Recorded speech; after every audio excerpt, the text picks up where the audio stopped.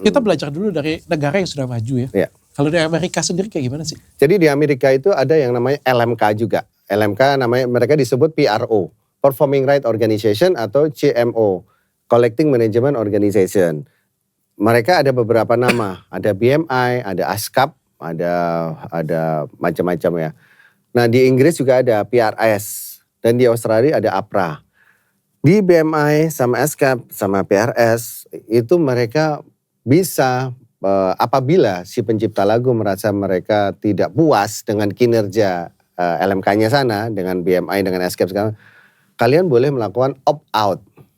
Opt-out artinya mereka mencabut kewenangannya dari LMK itu, lalu mereka menjalankan direct license seperti tadi, langsung, iya, boleh. Nah nanti, kalaupun mereka rasa nggak puas lagi sama direct license, balik lagi boleh.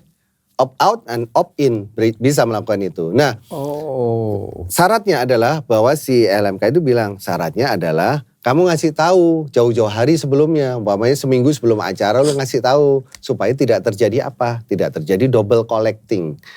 Supaya tidak terjadi double collecting, si LMK-nya kan begitu enak dong. Oh, aku paham sekarang. Nah, Indonesia tuh nggak mau begitu. Kalau di luar negeri sama seperti di sini juga bisa direct mintanya, atau kedua pakai lembaga.